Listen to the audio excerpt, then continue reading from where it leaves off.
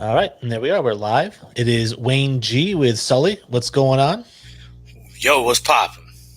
I got a lot to get to today, so just like last week on Wednesday, no dilly-dally. We're just going straight into our intro video because we got a lot of stuff to go over. So let's kick it off here. Jordan. Oh, a spectacular move by Michael Jordan. Drives one out to deep left field. This one's got a chance to get out of here. Gone! Three-run Jimmy Jack first big league home run for Mike Trout. Pass is intercepted at the goal line by Malcolm Butler. And an 81-point game. 55 in the second half. Ladies and gentlemen, you have witnessed the second greatest scoring performance in NBA history.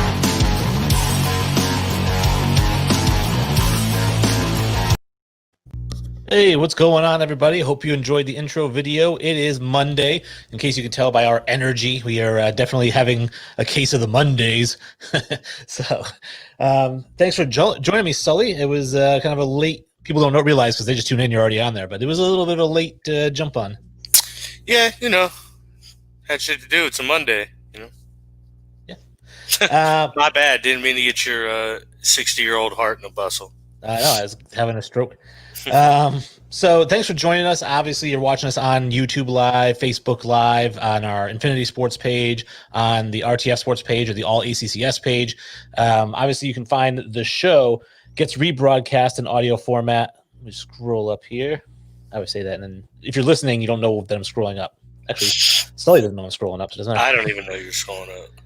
Infinity Sports Podcast. This is actually our social media, but still, at Infinity Sports Podcast on Facebook, at Infinity Sports Podcast on Instagram, at Sports Infinity 5 on Twitter.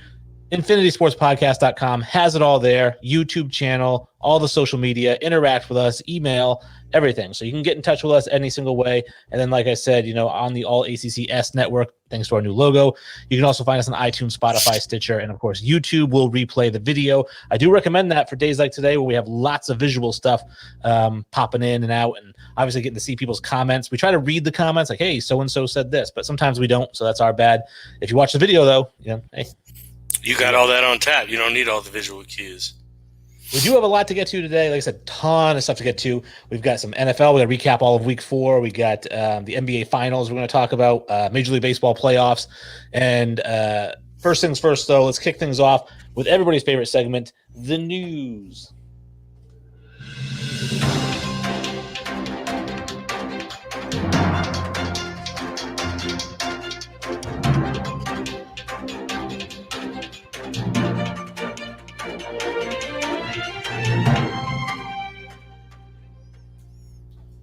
Vegas taking bets on whether I will remember to turn the volume up before we get to Kenny.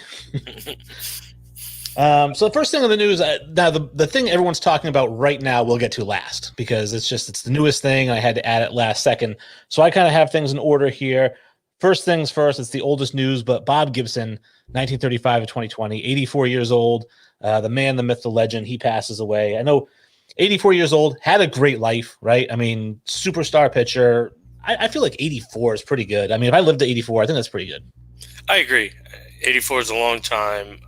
He was an incredible pitcher, and and hopefully led a great life. I obviously know nothing about his personal side or in his life after baseball, but he was. I heard a crazy stat today I don't remember what year it was, but he pitched 20. He completed 28 games. He started 32. In the other 4 games, he wasn't even replaced by a pitcher he was pinch hit for. So he was never actually pulled from a game. That's wild. I was looking at his career stats. I'd written them all down here. I had 251 career wins, 255 complete games. So basically he was pitching the whole game if he was pitching. Exactly. 2.91 ERA career, pretty solid. 3,117 strikeouts, part of that 3,000 strikeout club. Obviously everyone I think remembers him for that 68 season, right? 22-9, 1.12 ERA, 8.53 WHIP, 268 Ks. Now I didn't realize. I thought 8.53 WHIP. I mean that's really good, But it's actually 20th all time for a season. Who do you think he has number 1? Mariano. it is actually Pedro. Ooh. In 2000, his WHIP was 737. Jesus. I mean, that season is the best, is the lowest ERA of a season of all time, though, for a starting pitcher, though, right? Yeah, the 1-1-2. Yeah. I mean, it's an incredible season. It's definitely, I think, I mean, when you think of greatest seasons of all time, it's up there. And at least he got 22 wins, too, because when I think of that season that Clemens was with the Astros and his ERA was like 1.56 or something like that, but he was 10-11 or something. So, total waste. Yeah, exactly. I mean, it obviously you need your offense, to help you, but in that case, you're Jacob deGrom. I was just going to say Jacob deGrom every year. Every single year of his career. He now holds the record for it's most games going 8 innings, allowing fewer than 2, and not getting a win. And it's like 10 games or something like that.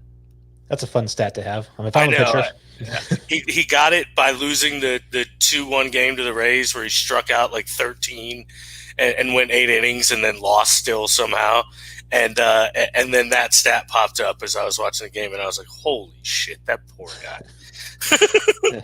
I always feel bad for because I think he's just a lights out pitcher and just wrong spot. Wrong. I mean, he's creeping that up. He just moves up that list every day of top right-handers, and now I honestly think he's probably in the top 15. That's pushing it. I'd have to write my list down, but thinking about it, it's hard to pick 15 right-handers better. Well, I know preseason he was like my 4th player. I think when I took top 5 players we did, I had him 4. So the other big news again is COVID-19. We basically have 2 games that got postponed. It's scary. Yeah, we've got basically 2 games here. The Tennessee Titans and the Pittsburgh Steelers both get postponed to their bye weeks or whatnot. And then it's just a couple weeks out though, right? No, the Chiefs Titans or Chiefs Patriots are playing. No, not Chiefs Patriots. The Titans Steelers. Oh yeah, Titans Steelers. You said both, and so I thought you meant like both games were moving. Yeah, the Chiefs Titans Chiefs Patriots is being played on Tuesday. That's an all go now. Is it Tuesday? It's not tonight. Oh no, it is tonight, isn't it? Yeah. Yeah, it is tonight. Yeah, and that's an all go. So and that boggled my mind. So the Titans and the Steelers, they get pushed out weeks, but the Patriots is pushed out 1 day. Well, because they only had 1 player test at this point, and then everyone has since tested negative. So they can essentially, like we talked about earlier, I mean, it sucks that it's your quarterback, your starting quarterback of all players, but, you got to treat it like an injury at this point, and, he's out, until he gets 2 negative tests or whatever their quarantine is. Meanwhile, the Titans, I think they're up to 16 total people in that building have been tested positive. So yeah, they're all going to the same strip club to get chicken wings. Right? Well, I think it's like 8 players and 8 personnel total. So, but regardless, I mean they've got a lot of cases. Meanwhile, the Chiefs also have retested everyone and only still have everyone else was negative. So it's only been 1 and 1, but 1 was a practice squad player for the Chiefs and 1 was a starting quarterback for the Patriots. Well, see, and it worried me because obviously the first game got postponed, and then when it came out that Cam Newton had tested positive, I thought, here goes the whole season. Like the whole season is done. I went into a pure panic. My heart almost exploded. I thought, oh my God, now here come 3, 4. Because if you have to postpone 5 or 6 team and games, because then 5 games is now 10 teams, which then that's unfeasible to do. Really, you can't really do that. So I feel like then they would have had to question canceling the season, and I mean, God, that was so scary. Yeah, but fortunately, it worked out. We'll see the Patriots tonight. I was hoping for Jarrett Stidham. Yeah, so we got Brian Hoyer. Yeah. I mean, actually, one of our fellow guys, I think it was Soup Boss, made an interesting fact. Brian Hoyer's had 3 stints with the Patriots, played numerous games, never started. This will be his first start. Yeah, that is interesting. Yeah, for the Patriots. For the Patriots, his first start. Hopefully, he rolls an ankle first play, and then we can just get Stidham in there. I mean, I'm a big fan of Stidham too, but I did say I think he needs another year to mature and develop, and I still will stand by that. But I do agree. I mean, the fact that he can't beat out Brian Hoyer for a start in an injury week is a little disappointing, I think. Well, that's my thing. Yeah, I think he needs the other year, but I also feel like if your starter is down, what a perfect opportunity to get some reps, in the game. I mean, do we know, did he just not beat out Brian Hoyer? Or was it just a matter of we're going with Brian because we're going with Brian? Like, I don't know. Like, I think he I would didn't beat him assume out. he didn't play enough. Yeah, I'd heard a rumor, don't know how true it is. I say heard it from nobody who has any sort of knowledge. But I heard it from somebody that said that, Brian Hoyer didn't really take the whole offseason seriously. So, like, while Cam was getting with guys and working out, and I think Hoyer was at some of those workouts and stuff like that, like, Stidham was out trying to find a new house, and he just didn't really – he wasn't putting in the work. And I guess Belichick was kind of like, all right, well, I guess you're not serious about winning the starting job then. Well, that's unfortunate because I actually agree with kind of Belichick's assessment there. I mean, I'd like my quarterback to be in there in the offseason and things like that. So, I mean, it is what it is. Young guys got to learn, man. It's as important to be there, off the field as it is there on the field.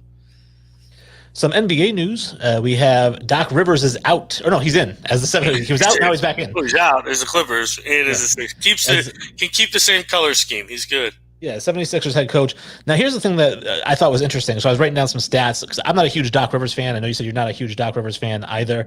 But here's a team, the 76ers, who have a winning percentage this year of .589, who won 50 games the last 2 years, 51 and 52 the last 2 years. Doc Rivers averages 50 wins per season with a .580 winning percentage. So basically, they got a coach in who does what they already do. So they didn't improve.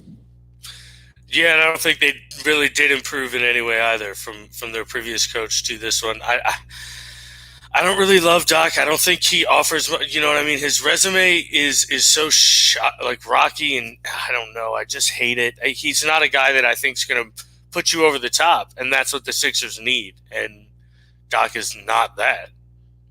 Now, what do you think happens with Ben Simmons and Joel Embiid? I mean, are they going a different direction? And I think they need to move one of them. I've stated that I'd move one. I'd probably move from Joel just because I think he can get you the bigger return at this point.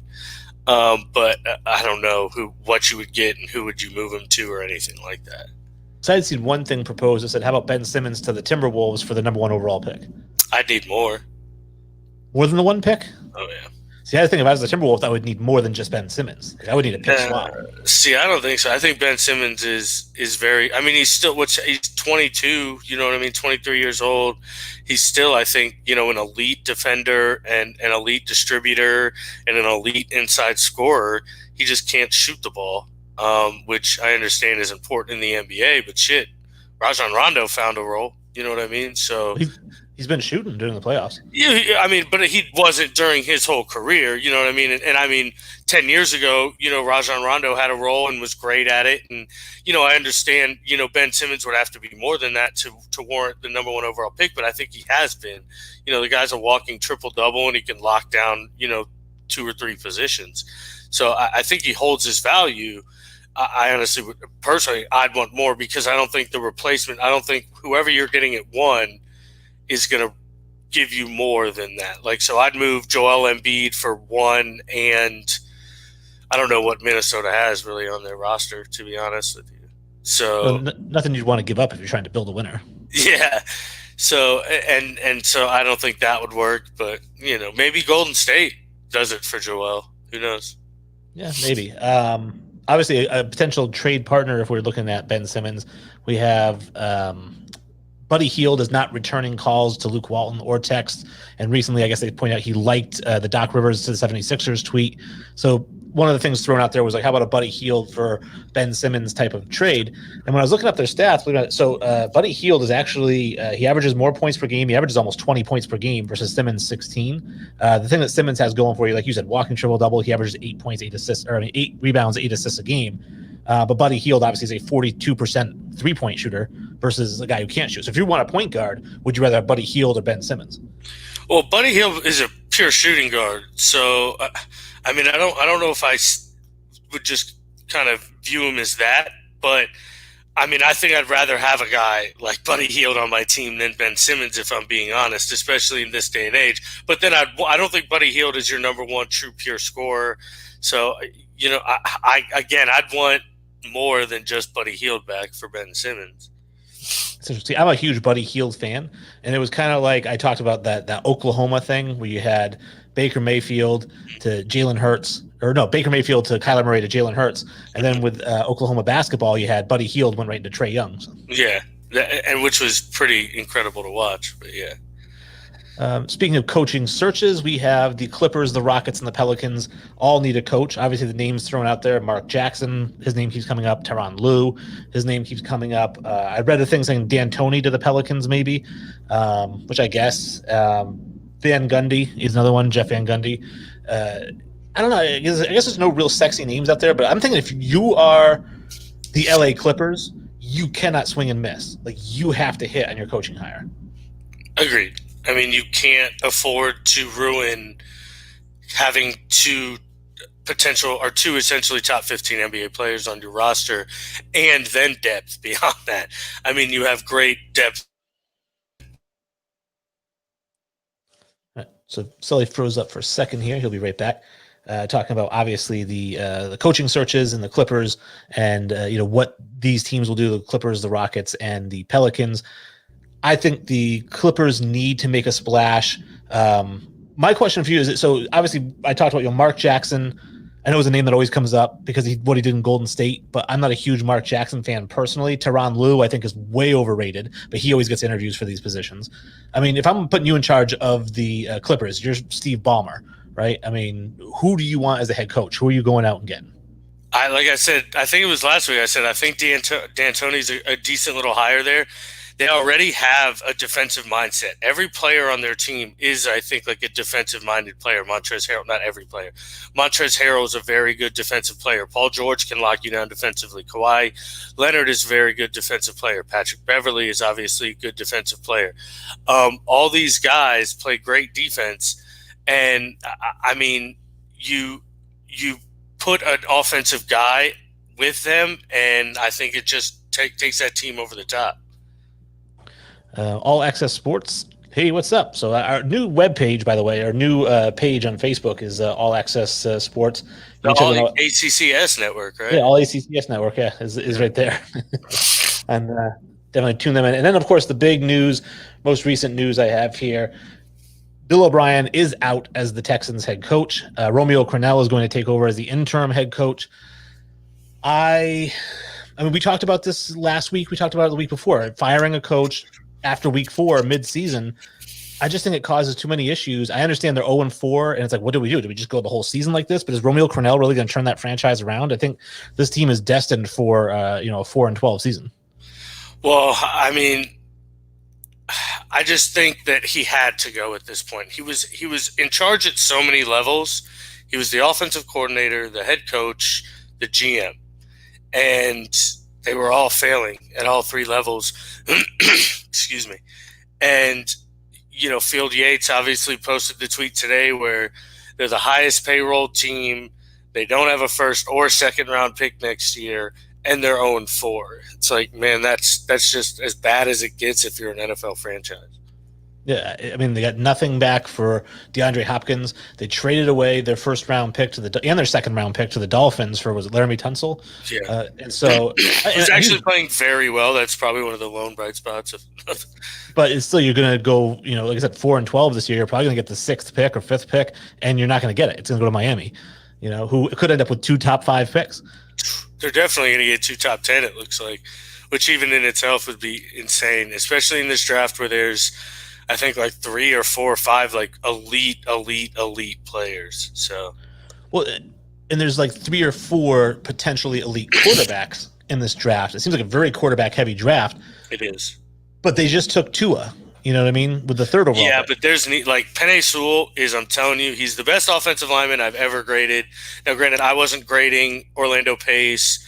Bryant McKinney was literally like 2 years before I started grading guys, but nonetheless, Penei Sewell's essentially a perfect tackle prospect, and I'd take him gladly at 2-1 if I didn't have a needed quarterback. All right. See, I was thinking if I'm Miami, because Miami did a ton of wheeling and dealing to get all these first round picks the last couple of years, and I'm thinking if they do end up with 1, I would not take Sewell only because again, Trevor Lawrence is there. A lot of teams are going to want him, and you can trade that first pick down to, let's say, 5, 6, 7, and get back to more first round picks, like what they've been doing, getting more load up on first round picks. I mean, to be fair, if they're at 1, to be fair, I'm taking Trevor Lawrence, and I'll find a place for Tua, because Tua doesn't even compare to Trevor Lawrence. No, so I'll figure that out. But more so, Penne's the guy that would genuinely affect your team, I think, and I think would make it great. So while I agree, I don't know how far I'd move down, but I do agree getting capital is always a good thing. Moving out of the football, we now have the Lakers lose. I mean, we knew they were going to lose one. We thought it would be the first one, but basically they lose 115-104. This game, they just got outplayed the entire game. There was no stretch of that game where I thought the Lakers were the better team. They just completely outplayed. True statement. And Jimmy Butler, tip my hat to him. The guy played it out of his mind. He went 14-20 from the field, I believe. I mean, he just played like a monster. He played like a man possessed, and good for them. They won a game. I don't really expect much to change. I don't understand why people, when they win, I don't get why they can't win humbly against LeBron. They got to showboat and do things like that and snarl, and all that makes LeBron do is get really mad. So good luck. Yeah, the snarl was dumb from one of the dumber players in the league, in my opinion, who I can't stand this person, and this just made it even more. Just like LeBron keeps doing things to pile on hating him. I hated Tyler Hero going into this game, and just the stupid snarl because he got a layup and an and one. Yeah, I'm tough. But to be fair, LeBron James does that a lot, where he makes the angry face after he gets a dunk or something. LeBron's earned it. He's won 6 or played for 4 NBA champions. Tyler Hero's 20 and done nothing. But I'm just saying, you talk about teams that want to showboat against him because he showboats against other teams. You don't earn the right to solo showboat. It's you get what you get. It's a two-way street. I think LeBron has earned his right to do pretty much anything he wants. The day Tyler Hero leads the league in scoring, wins an MVP, and gets a title and shit like that, then snarl, do these things. But bro, I mean, even if it's if it's a game winner, snarl and do those things. But I don't know. I hate that shit. When it from an unproven guy. Well, see, I hate it from even proven guys. I just don't like it in general. I did get into an argument. Yeah, I did get into an argument today with somebody about Tyler Hero. Imagine that. And basically, what I thought was funny is I said, here's a guy I've seen this. averaged 13 points per game. And somebody was like, how many points a game did you average in the finals this year? I bet you couldn't even score 20 in a men's rec league or something like that. And I'd said, if the biggest thing that Tyler Hero has going for him is that he's better than a rec league player, he's in trouble. So. Yeah. Mind you, I could easily drop 20 in a men's league. I'm glad you had to hit him with that one too. Yeah. Well, I said I averaged 20 when I was 20 years old. That's what I was doing. I was like, but I'm not saying I'm as good as Tyler Hero. He's way better than me. Yeah, but of course. Is that where really we're at? We can't criticize professional athletes unless we're better than them? Yeah, I know. That's ridiculous. I mean, I hate when people say that, bro, you could never do that shit. It's yeah, no fucking duh, but either can he, clearly. So he can't average 20 either, but he's trying to do it. I'm not. So what the fuck? Yeah, just ridiculous. Major League Baseball playoffs. What do you think? Braves and the Marlins, right? Kicking things off here, I've got obviously the Braves. They beat Cincinnati 2-0. Marlins beat the Cubs 2-0, who managed to put together 1 run in 2 games. Looking at what the Marlins did, though, the Marlins used 4 pitchers in game 1 and 5 pitchers in game 2, and nobody really put any miles on. So I feel like their pitching staff, because Fried pitched 7 innings, and so game 2 we had 5 innings from their starter. But I just feel like the Marlins are going in with a more refreshed pitching staff against the Braves. I mean, that's kind of what Miami's done, throughout the season a little, was kind of had a platoon with it. And, the Braves have actual studs that they can go out there and throw. So, I mean, I think that's the real difference. Sixto Sanchez's ERA is 12. So, when you get 2 good innings out of him, you bless your Lord and you get him out of there. You know what I'm saying? So, meanwhile, Max Fried is playing incredible baseball, and Ian Anderson, the rookie, pitched incredible, in his start. So I think the Braves, obviously are the favorite. They've got a lineup that's going to be really tough for Miami to contain. But Miami's playing great baseball, and they're hot, and I think it's going to be a good series. I think the issue is now it's 7 and not 5, and so Miami's not going to be able to hold on for that long. Well, I think we would be remiss if we didn't point out the fact that Miami's never lost a playoff series in their history. Really? Yeah. That's a sick stat. Yeah, they're undefeated in the playoffs. That's awesome. So 2 World Series. Nice. Yeah, I mean, that's wild. I didn't know that. Want to give a big shout out to the watch party, guys. Thank you so much. We appreciate it. Thank you very much, watch party. The next game we have on the docket here, we've got the Dodgers and the San Diego Padres. Again, both these teams, the Padres went 2-1, so that one went all 3 games. And then the Dodgers, of course, 2-0. Clayton Kershaw, 13 strikeouts, most strikeouts by a Dodgers pitcher in the playoffs since Sandy Koufax. So remember, everyone was talking about, Kershaw doesn't have it in the playoffs. He's a playoff dud. I know it's only 1 game, but I would really love to see Kershaw have a really good playoff. I mean, I would too. I love Clayton Kershaw. I'm a huge fan. I have him very high on my all-time list, if I'm being fair. So I would love to see him get this behind him and do well. At the same time, I really want to see San Diego win, just because I'm afraid, as a Rays fan, I don't want to face LA. I'm much more afraid of them than I am of San Diego. Although San Diego's offense, we got 11-9, 4-0, 7-4. They were scoring runs. Tatis ended up with 6 RBIs in the series. Oh, yeah. They're equally as dangerous. Their pitching staff I'm a lot less afraid of is really the only reason. But, yeah, that lineup is incredibly dangerous. Your favorite series, of course, is the Houston Astros and the Oakland A's. We got I know we're all rooting for the Astros to pull this one out. They did win 2-0 against the Twins, 4-1, 3-1. And then, of course, the A's beat the White Sox 2-1, 5-3. Oh, yeah, 5-3, 6-4. I don't know. I think the Astros are the better team. I really do. I think that's the team that's going to win the series. I mean, they're up 9-5 right now in the bottom of the 8th. It looks like they're going to take game 1. It honestly looks like they're going to take this series.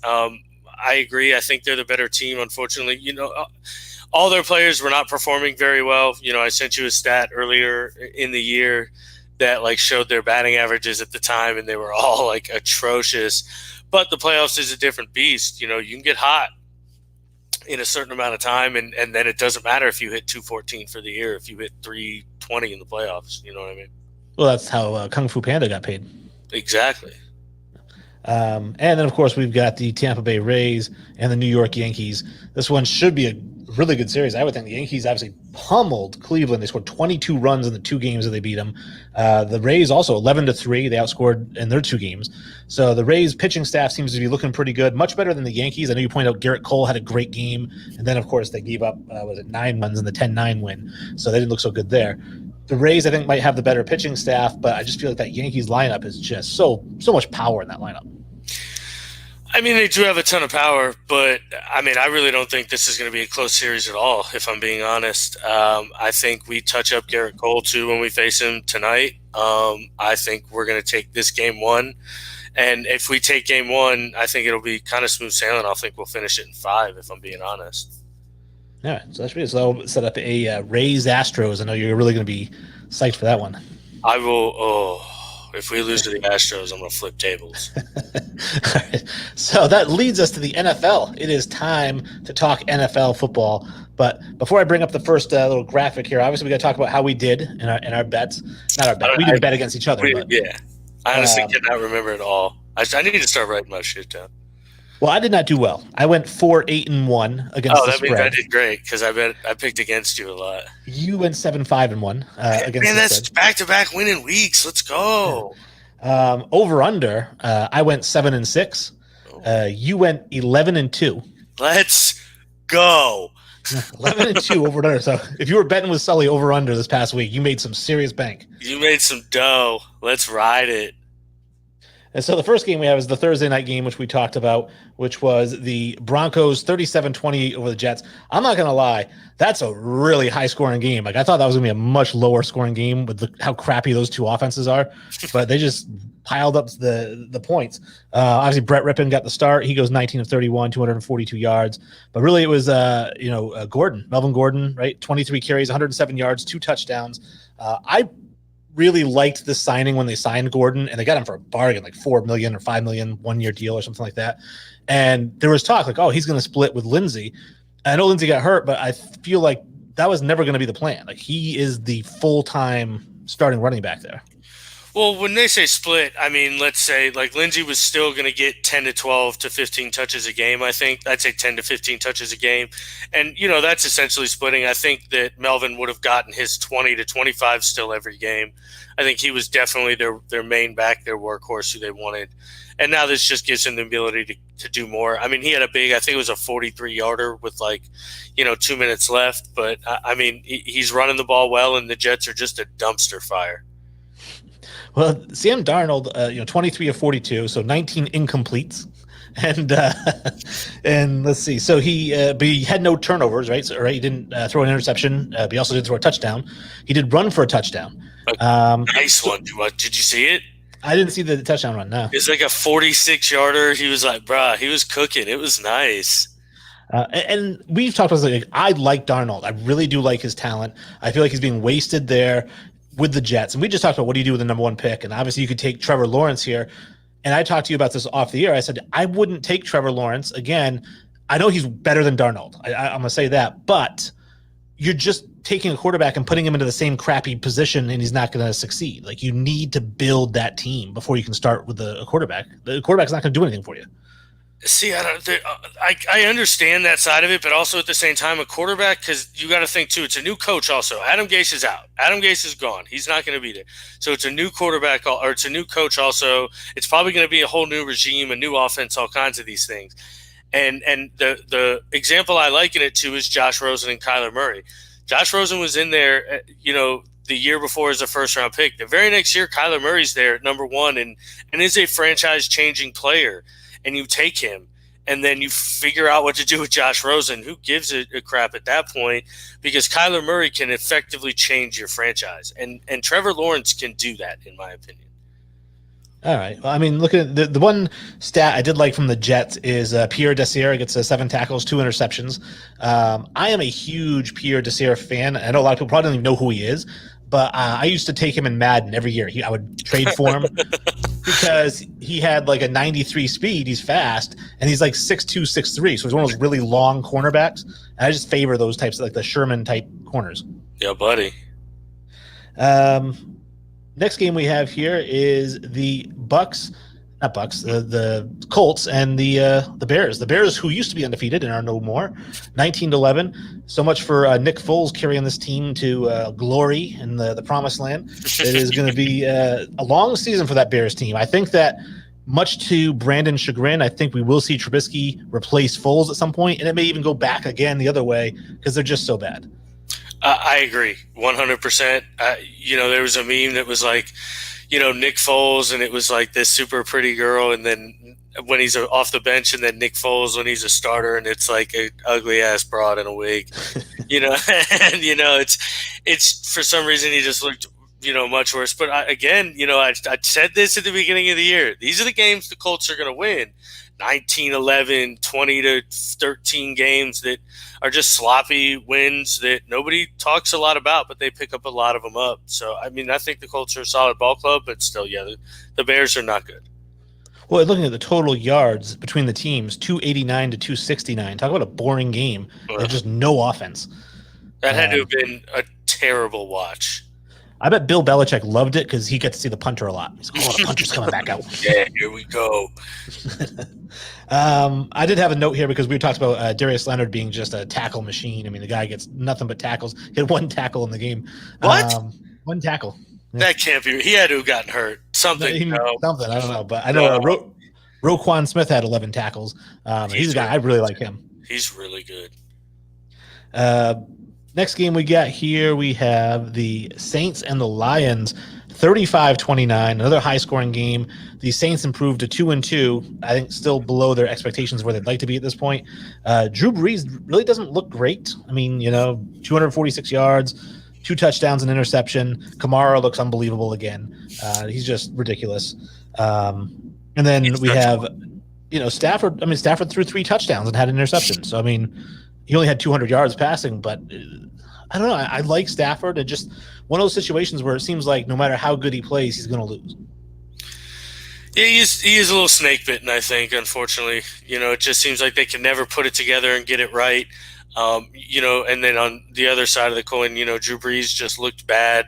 He still looks bad without Michael Thomas. I think once he comes back, that offense in general will look different. But I mean, to be fair and give them a lot of credit, they were down 14-0 early and came back to win this game. So, I think the Lions are just worse than we thought they were going to be. Matt Patricia is, not a good coach. And again, I think we fully expect him to be out as well. So they are 1-3 so far for the year. So we'll see where they end up draft wise. That's a team I think that if I'm the Lions, I would love to get one of those top 2 picks. Lawrence or Fields would be a great fit there, because I think that they do have pieces kind of around them, young pieces like young running back, receivers. I like Kenny Galladay, I really do. I love Kenny Galladay. Love Kenny Galladay. But it's Detroit, so it seems like maybe nothing's ever going to happen there. And T.J. Hawkinson is a real stud too, a tight end. So next game we got is, of course, hit the wrong button. Boop, boop, boop. There we go. The Panthers 31-21 over the Cardinals. This one surprised me. It's shocked. 2 bad games in a row for Kyler Murray, who only had 133 yards passing. He completed 24 passes, 24 of 31. He only had 7 incompletes, and 7 catches for DeAndre Hopkins for 41 yards. So it just seems like a lot of short passes. He had 3 touchdowns. So it's crazy. 133 yards. 24 of 31, only 3 touchdowns, but only 133 yards passing. 6 carries for 78 yards. Just a bad game for him. Teddy Bridgewater looked pretty good. 2 touchdowns, 1 incomplete. 6 carries for 32 yards and a touchdown. But yeah, overall, looking at this game, I don't understand the whole Kyler Murray talent. I don't understand the 133. He was under pressure a lot. The offensive line is not playing well there in Arizona. So they're getting a lot of quick balls out and doing a lot of, it was a lot of 3-and-outs on quick throws, and it just wasn't working. And then Kenyon Drake got hurt also. So, that doesn't help, at all. So that team's just going to be hurting for a little while, I think. Another team that I think we were just a year ahead on, I don't think they're quite that as good as we predicted them to be, and I think they'll be better next year. See, I'm not a big Kenyon Drake fan either. Like, he's kind of like my Doc Rivers. He's all right. I think he was a 2nd-round pick, and I think that was for a reason.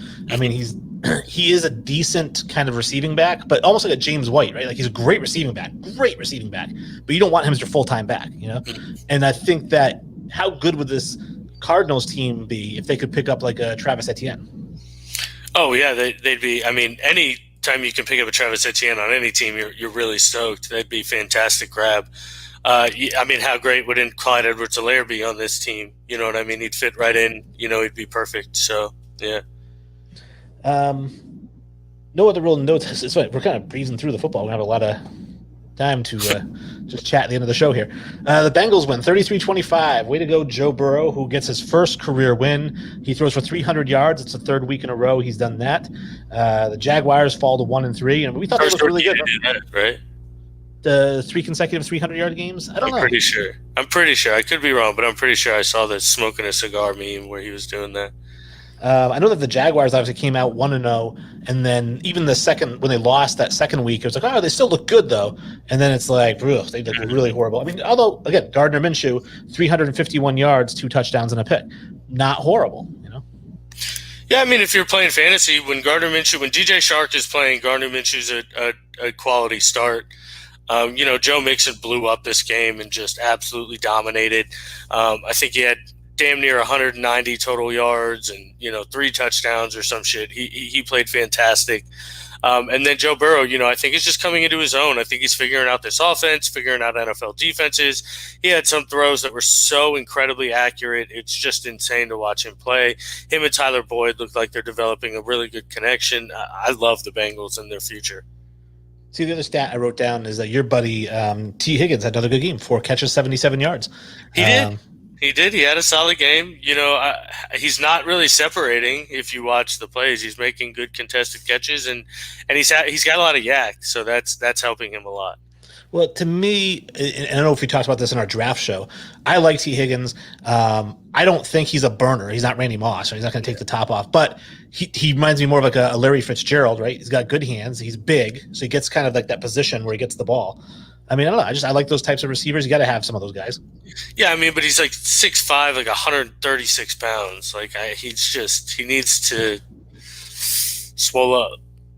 How about a guy who I picked up a couple weeks ago on my fantasy team, Laviska Shenault, ended up with 5 receptions, 86 yards. See, he's been running the ball a lot, like 5-6 carries a game. Yeah, I mean, that was kind of the role he was going to get, just because you want to give this guy touches in any way you can. He's explosive. He's powerful. He can get the job done. I love Laviska. He had a lot of injury concerns coming in, and he had that abdominal tear that prevented him from competing at the combine. So I think that dropped him a little. But man, he's a rare talent. That's for sure. Now, this was a fun Real game. quick, Jesse likes to call us out on everything, so let's make sure we call him out on his Jacksonville Jaguars being a great team. So he had said something about how he had picked. Was it? I don't know if he messaged me or if he tagged me in something about how he had picked the the Texans. He said, "Oh, the Texans." The Texans were going to be bad, and Carson Wentz was going to be bad, and you and Daniel Sullivan laughed at me, and it's like, well, sweet. You also said the Jags were going to be good. All right, yes, right back in your face. Yeah, we make 32 predictions. We're not going to be right on all of them. 49-38, the Browns and the Cowboys. I was watching this game, and the Browns were up by a lot, and it's just the Cowboys would score, get the ball back, score. And I was like, man, if they're just going to be the cardiac kids all year, just going to keep coming back and winning these games from behind. Dak Prescott, 502 yards, first quarterback in history with 3 consecutive 450-yard plus passing games, which I will say this. So Soup Boss, and he also had, I think, 5 touchdowns and an interception. Soup Boss had commented something to the effect of, he's like, yeah, against a prevent defense. And I messaged you in the first quarter. He had 160 yards and 2 touchdowns in the first quarter. So it wasn't against a prevent defense. No, I don't like that stat. Yes, they're behind, but that doesn't mean people are playing prevent defenses. Nobody does that anymore. He's making, and they don't really dink and dunk the ball either. They huck that tater around the football field. So, I mean, I don't agree with that comment at all. But I do think that there's something to, like, not giving him this money. I mean, how can you not win these games? It just baffles me. I understand he's not playing defense. So we give up 49 points. Yeah, but still, it's like, then score 50. It's the Browns, bro. Like, score 50. Like, I don't, like, truthfully, like, I don't understand it. Because Chubb got hurt. Yeah, Chubb got hurt, but Kareem Hunt is a very, very good, probably he was out too. In the league. Nah, Kareem Hunt balled. I have Kareem. No, Hunt. it was the Ernest Johnson had 13 carries. Yeah, they were doing. He got 9 carries, but Kareem Hunt had just as he had how many carries for 80 yards and 2 touchdowns as well. Ernest just ended up being the leading back, but they were using multiple, but Kareem Hunt was still the backup and got 2 touchdowns and played incredibly well also, and the running game just worked. But Dallas's defense is atrocious. It's very, very bad. Well, and that's my thing. That's why I say you should pay Dak, or he's going to get paid somewhere. Because listen, when you play against a Browns team, and Odell Beckham gets a rushing touchdown, and Jarvis Landry throws a touchdown, against your defense, it's kind of like, hey, I just threw 4 touchdowns. Like, I threw for 500 yards, and I scored 38 points, and we still lost. So I think if you put him on a team, like, can you imagine him with, like, New England's defense? I mean, dude, it'd be sick.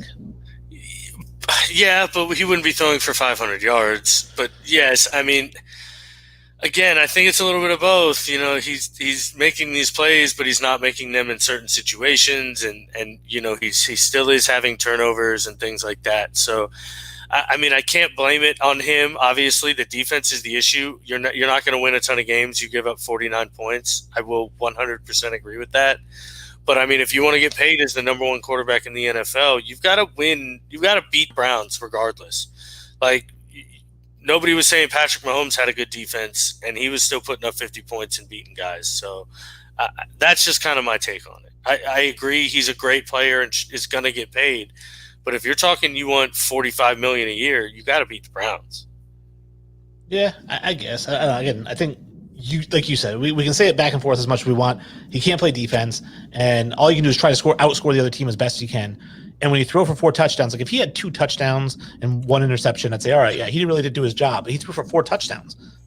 Yeah, yes, he did. He also threw for an interception that, if he doesn't throw, does it change the work of the game and things like again, I'm very nitpicking, but you need to nitpick when you're asking for number 1 quarterback money. Like, pay him as a top 10 player, I'm fine with it. Pay him as a top 5 guy, I'm fine with that. But when you're asking for number 1 quarterback money, I'm going to nitpick and say, well, you didn't beat the Browns. I don't care if we gave up 49. You didn't beat them. Like, what? And you want $50 million a year? It's a weird dynamic because I don't really count wins and losses a whole lot in the NFL because of how many factors there are to it. I mean, Barry Sanders never won a Super Bowl, but how many running backs are better than him? I think quarterbacks are judged a little differently. In regards to wins, I agree, but I try not to factor that in. Also, I think quarterbacks are judged a little differently. The Vikings 31-23. Here's that Texans game we were talking about. Just beat the Texans in pretty much every aspect going through here. Deshaun Watson didn't throw any interceptions, 2 touchdowns, 300 yards passing, but just wasn't enough because Kirk Cousins also had a touchdown. Well, Kirk Cousins didn't have a really great game. You know what it was? It was Cook. Cook killed him. Dalvin Cook. Yeah. 27 carries, 130 yards, 2 touchdowns. Couldn't stop the run. Shocker, Houston. Defense. It's the key to life, folks. Play good defense. And it's a shame because Deshaun Watson's being a little wasted. Brandon Cooks is a no-show for them. David Johnson isn't playing well. Shocker. But Justin Jefferson, is playing incredibly well for Minnesota. Had back-to-back really good weeks now. Dalvin Cook has found his stride. Hopefully he can stay healthy this whole year and actually compete. That'd be nice. And I'd honestly love to see Minnesota do a little decent and then lose Kirk Cousins and actually get a decent quarterback in there. Well, let me put this one to you. So the Texans are 0-4. Deshaun Watson got hugely paid in the offseason. Why is he better than Dak Prescott? When statistically, he does nothing better. He does. He's statistically he's won more, and he's actually led his team to a division title and to the playoffs, whereas Dak has not, and things like that. This year, I don't have much of an argument, but he was paid based off already doing it more so than based off the potential of doing it. Well, so you're saying that you would rather pay $40 million to a guy who throws for 219 yards but has the game-winning drive than a guy who throws for 500 yards and 4 touchdowns, but his defense allows 49 points. Yes, because the key word in there was game-winning drive. Yeah, I don't know. I'd rather have the more talented player. I'd say, boy, we're going to win a lot of games by blowouts because I got this guy. But you're not, because you just lost the game because you gave up 49. I mean, in the scenario you gave me, your quarterback lost. You're in your own scenario, you set up a losing situation. But no, I mean, yes, essentially, I think Deshaun Watson's more of a winner than Dak Prescott. If Deshaun Watson's in Dak Prescott's situation, I know we hate this if game. They don't lose these games to the Browns 100%. Now, he's not throwing for 500 yards, but they don't lose these games. Yeah, see, I don't know. I don't see him as the winner, quote unquote winner. I just he's won everywhere, so I don't know how you don't. I don't know, because he just watching him play and watching Dak play, and I've watched them both play a couple of times. I mean, I understand the outcome of the game and the final score is what we're saying, but if I'm taking that away, all right, just for the time being, I'm taking that away. Like, that's the point of the game. So I understand that winning the game is the point of the game. I'm just saying, if I take that one thing and let's look at the rest, right? Okay. The rest that's in the box. Yes. The eye test, Dak Prescott passes the eye test over Deshaun Watson. I think he's faster. I think he's got a better arm. I think he's more accurate. And statistically would prove that because he has a higher completion percentage. He throws a better deep ball, which is statistically proven because he averages more yards per attempt than Deshaun Watson does. But I understand you're saying that the Cowboys have a deep. What's that? for career or just this season? And also that's totally scheme based. Like it's completion percentage for balls on base.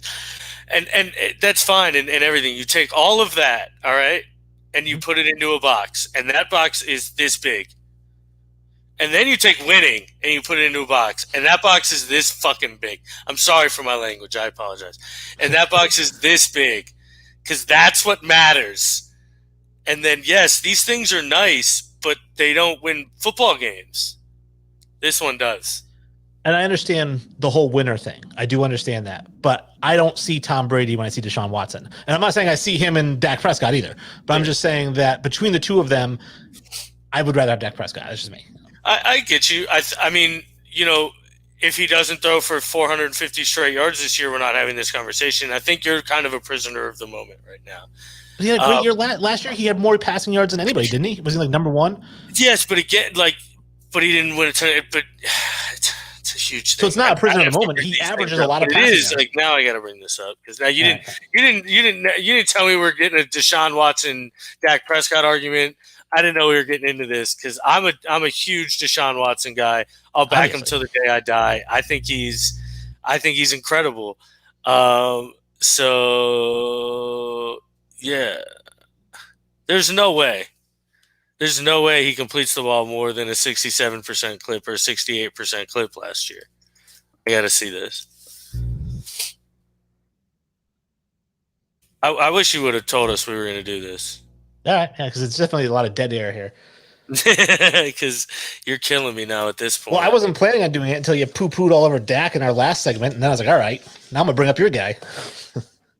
Yeah, he doesn't. You're talking about 1 year. All right, so yes, this year Dak Prescott completes more balls. Every other year of his career, Deshaun Watson completes more balls. Yes, this year Dak Prescott has more touchdowns. Every other year but last year, Deshaun Watson has scored more touchdowns. And thrown less interceptions. Dak Prescott is playing great football, and I won't take that away from him. I just think Deshaun Watson is a far superior player. There's a reason why one was the number one over a first-round pick and the other one was a fourth-round pick. Let me just say that. I'm going to just say this. Dak Prescott, Jimmy Butler, Tyler Hero is your guy there. Deshaun Watson. Yeah, right. Yeah, right. Yeah. You're nuts. You're nuts. All right, so let's just get off of that one. We're going to actually get into an undebatable good quarterback here with Russell Wilson, who's having a phenomenal year going up against the Dolphins. And 31-23, we knew they were going to win. I thought the Dolphins scored more than I thought they would. I really thought that was going to be a blowout game. But of course, we talked about before the game that the Swiss cheese defense of the Seattle Seahawks, and maybe see now here's a case where you can make your point. Like, hey, their defense is crap. They're giving up a ton of points, but yet Russell Wilson's still finding a way to win those games, right?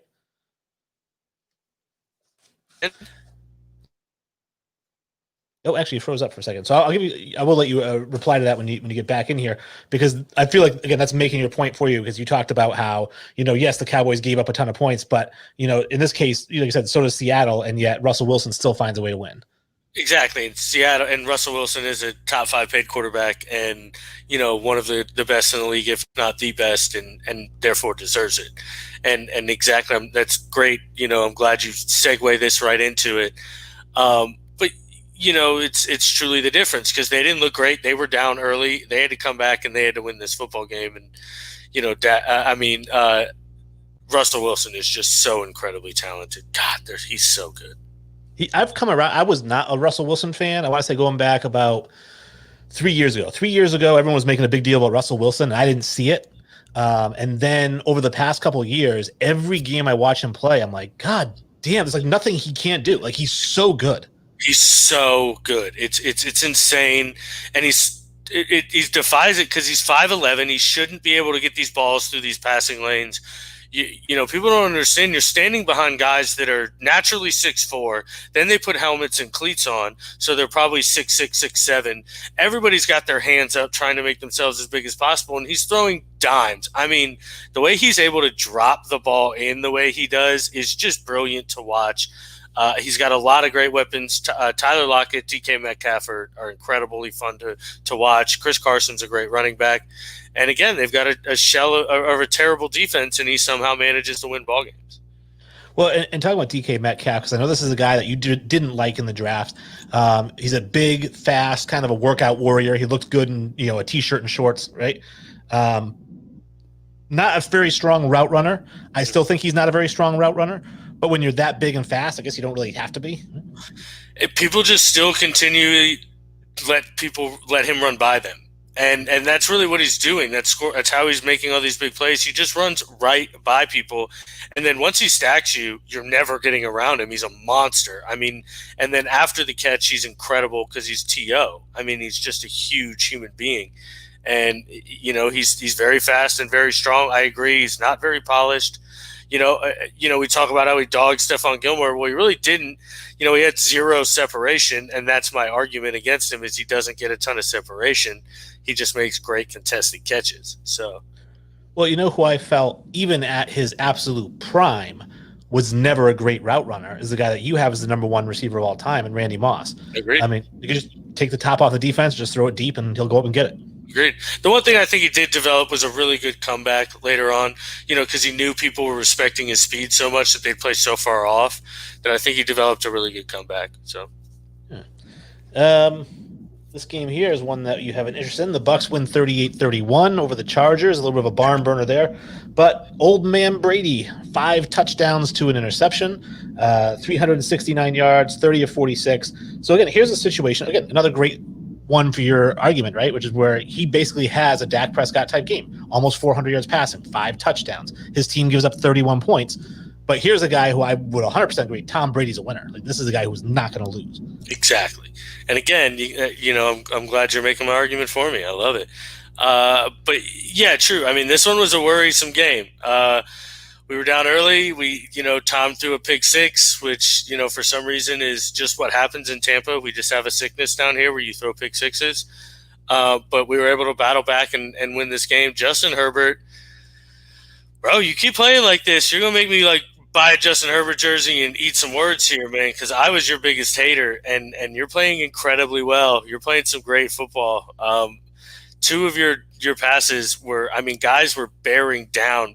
Vita Vea was in your cottage cheese when you threw that first one, bro. He was in your stuff, and you placed a dime in there, and it was a touchdown. So, I'm very impressed. No, I can't root for Justin Herbert only because of his face. And I don't know if you've seen the TV show Stranger Things. Yeah. He looks like Steve. Oh, 100%. But with a lot more pimples. Yep. 100%. So I see his face. I'm like, ugh, it's just such a punchable face. I can't stand it.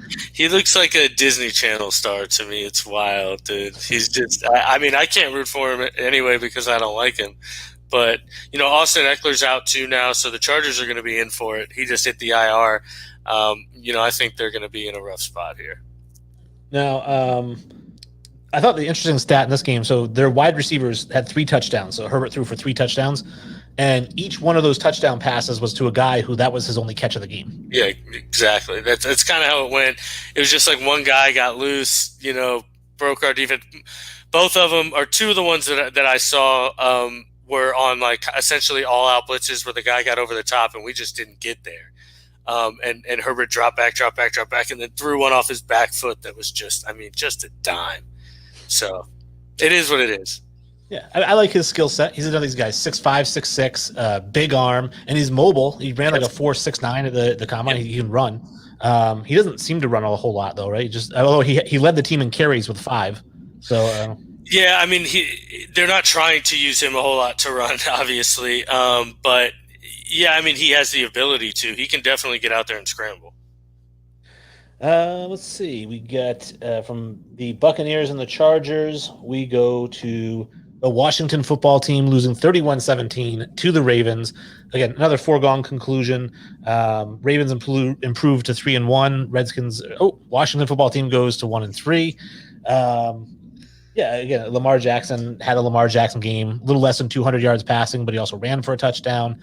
One that killed me personally, Marquise Brown, who was one of my top wide receiver picks for the season, had 4 catches for 86 yards, but it was Andrews who caught both the touchdowns. Yeah, Marquise Brown got tackled with the 1. It was rough to watch if you were a Marquise Brown fan. Antonio Gibson had a really good day if you're a Washington fan, though. And honestly, with no Chase Young, no Matt Ioannidis, it's going to be a rough little stretch for them. I don't think they actually played terribly well, all things considered. So I think they've got a lot to kind of just build on and look forward to. So I'm starting to lose faith in Dwayne Haskins. This is a guy who I really liked coming out of college. 50 touchdown passes were coming out. Had a rough year last year, but I said, hey, rookie year, chalk up to just rookie learning the offense and whatnot.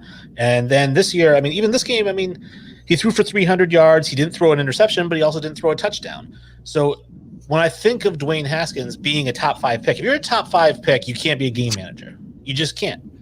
And I think that's what he's kind of turned into, is like a game manager. Although it's a really bad team, to be honest. Yeah, I don't believe in Dwayne Haskins. I never have. I'm not a fan of him. Again, now I'm very biased in this situation. If I have Patrick Mahomes, no, I'm not. But there's pretty much nobody other than the top 5 guys that I'm not taking Trevor Lawrence at that point. So, but if they get a top 1 or 2 pick, I think they take the move and move on from Dwayne Haskins. For sure. In every one of these quarterbacks we're talking about moving on, whether it's Darnold or Haskins or any of these top picks who have a couple of years in the system and just haven't quite lived up to the potential, I salivate over going to New England. No, I'm sure. Because I think of just giving Josh McDaniels anybody with talent, and he's just going to – it's going to be like a light shining on him. This game here, we got the Rams and the Giants. What a crap game. 17-9. I think we both picked the under for this one because we said, we thought it was going to be like 40-0, but even then it wouldn't cover the spread. But the Rams just did not look good. 17 points against that Giants team. And, just looking over the stats here, actually, it's on my next page. The Rams,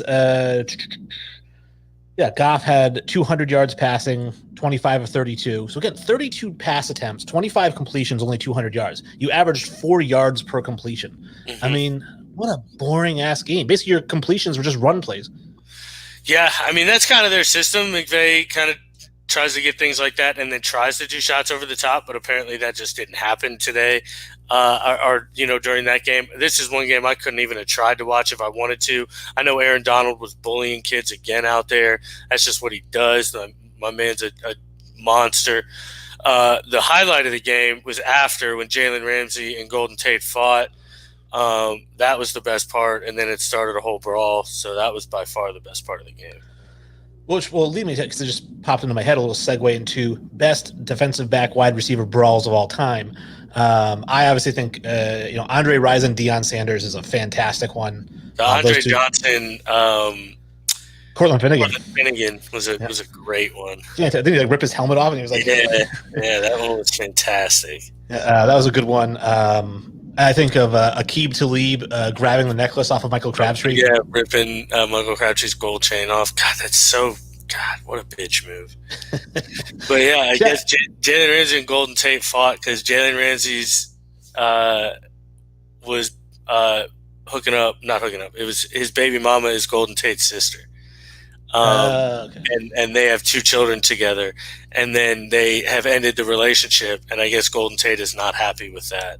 And since they weren't married, he's not like giving his sister, I guess, any money. I don't know what the issue is. But so I guess they were drawn, and then so they ended up fighting. The game after that, we have the Buffalo Bills improved to 4-0, beating the Raiders 30-23. And this was one of my horrible picks. I had them. I said, take the Raiders and take the money line. The Bills just crushed them. Josh Allen, 288 yards, 2 touchdowns.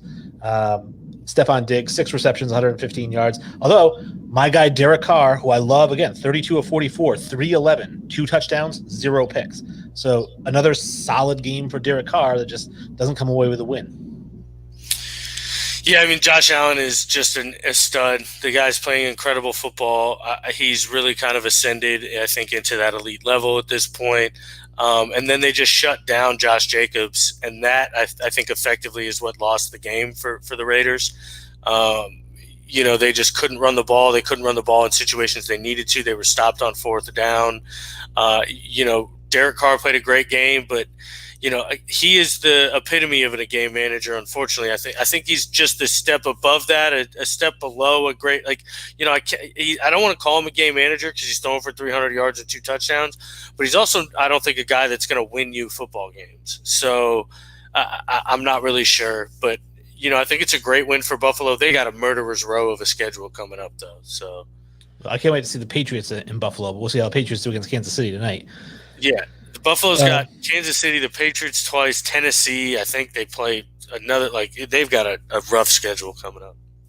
The last game of the week, they had the Eagles and the 49ers. Another just crap game, 25-20 on this one here. Carson Wentz, 18 of 28, 193 yards, 1-1, rushing touchdown. And he just doesn't look good. I don't think he's had a good game all year. Since he got sacked 8 times in week 1, he just hasn't looked good. I'm glad you mentioned that. I mean, their offensive line is just rough. It's really bad. It's not playing well. I hate to use that as an excuse because he isn't playing well in general. But, I mean, it's tough when you're running for your life. San Francisco, they were at their third quarterback. Nate Mullins was playing like Nate Mullins. So C.J. Beathard had to come in and almost save the day, honestly. So it was a lot closer than people think. If the 2-point conversion goes through, and then they're already in field goal range because then it's a tie. So, but I mean, George Kittle had a game of games, dude. Yeah, 15 for 183 and a touchdown. It scored me 42 points in my fantasy league. And of course, your guy Brandon Ayuk had a 38-yard rushing touchdown. Bruh, did you watch it? No, I didn't. You haven't seen it? I haven't seen it, no. It's the number 1 play on SportsCenter. He literally hurdles the dude to score. He jumps, hurdles, and the dude goes right through his legs, and he jumps completely over him and lands perfect and lands on his feet and then scores a touchdown. Nice. It's sick, dude. It's so sick. So we talked about it a little bit last week, but we got the Packers and the Falcons obviously are playing each other tonight. The Falcons are +7. 57 is the over-under. I know we talked about it a little bit, and we said basically if the Packers go down by 10 in the fourth quarter, call your bookie and just start betting money. I bet the Packers immediately because it's about to happen. But yeah, so we said the +7. I can't remember my pick. I have to look at it, but I think the over/under. We said over for sure. So these two quarterbacks are just going to throw for a ton of yards. Yeah. But I think the +7 for the Falcons. I think I took the 7 because they usually lose close games, so that 7 I think helps you out there. Yeah, I mean, I don't remember what I did, but I'll take the Packers here. I think the Packers. I mean, there's no Devontae. Actually, there's no Devontae Adams. I'm taking the Packers. All right, Packers Give me minus the 7. Yeah. And then, of course, the game we're really excited about, which I think has already started, but we've got the Patriots and the Chiefs, 10.5 now that Brian Hoyer is the starter, and 50 is the over-under. That 10.5, I really don't think that I would take the Patriots in the 10.5 because I think Bill Belichick's going to have an extremely run-heavy game. They're going to control the clock. They're probably going to lose this game, but it's going to be, 38 minutes time of possession for the Patriots. They're just going to hold that ball as long as possible, kick a lot of field goals. Let's say they score 12 points, all field goals, and maybe they lose, 28-12. Well, I guess I would then take the Chiefs. Take the Chiefs, give up the 10.5 because that's going to happen. 28-12 doesn't cover the spread. Sounds like last week. Nobody can stop the Chiefs offense. Wait, they're only going to score 10. Take what? Take the Chiefs always. Always take the Chiefs. Always take the points. Take the over. This game might be bad. This game might get bad. It's going to be ugly. Yeah. This one, because again, Stephon Gilmore's not going to be following around Tyreek Hill. He's probably going to be following around Sammy Watkins. He just usually doesn't follow around the quick guy. He just doesn't. I don't know. So it should be an interesting game. Travis Kelce is just a tough matchup, because then you can't essentially key on a wide receiver because then you can't single up Travis Kelce. So I don't know. It's a tough offense to defend. I think the big mismatch for the Patriots is going to be their linebackers on Edwards-Helaire. I think that's going to be a huge match. Well, I think Kelce and Edwards-Helaire against the Patriots linebackers is where the game's going to be won. Yeah. All right, so that kind of wraps up our show. We did go a little bit over, but obviously we gave you a full rundown. Wednesday, which is in a couple days from now, we're going to have our This Day in History, which is a favorite.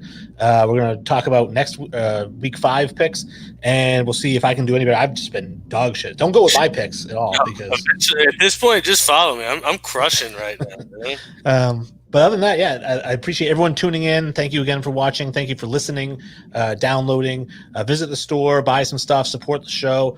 And obviously, if you want to throw it to Kenny, I guess. Yeah. Real quick, thank you, everybody. Ellen, Laura, Rick, Coach, I love you. All you guys, thank you so much for watching. Everybody in the watch party, we appreciate it. Mom, thank you for throwing the watch party. At this point, I'm pretty sure Kenny's kicking down my door. That you, bro?